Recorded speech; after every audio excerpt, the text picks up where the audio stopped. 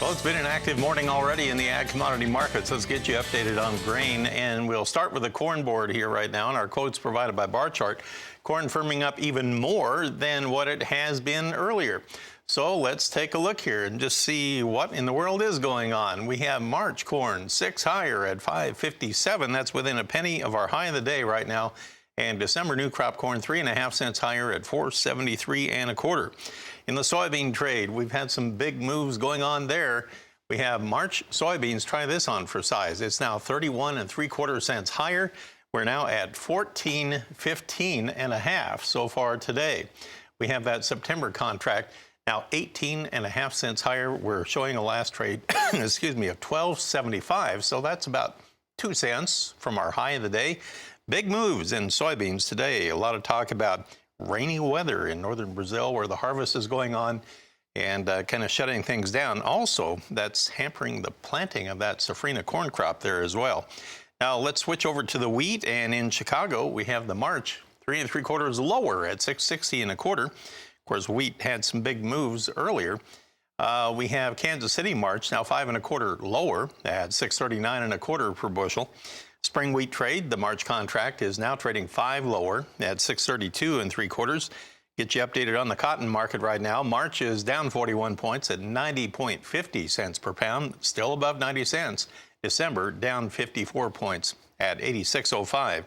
Ben Hushon is with the Mill in Whitehall, Maryland. He's a regular contributor here, and we talk with him each week at this time. Ben, looks like you just had a little weather move through your area there, and I wondered how the weather is holding up so that the farmers there can get ready for the new planting season. Good morning, Marlin. FFA alumni member here from the great state of Pennsylvania. We decided to celebrate National FFA Week, kicking off yesterday with another 4 inches of snow.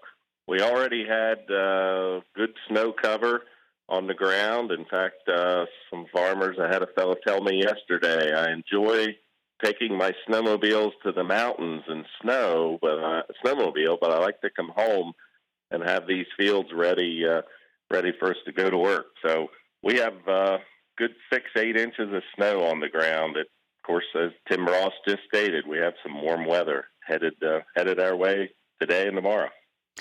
Do you think the farmers got as much work done in preparation for this upcoming growing season as they normally would on any other year?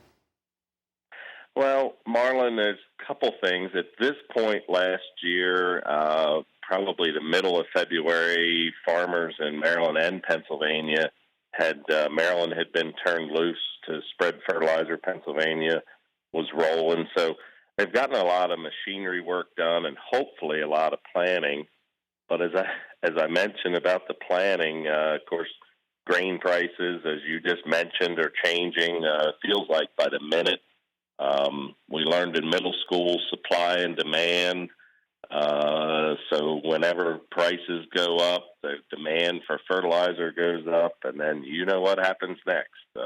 Big price hikes in fertilizer have been going on in our part, well, actually pretty much nationally for the last 30 days.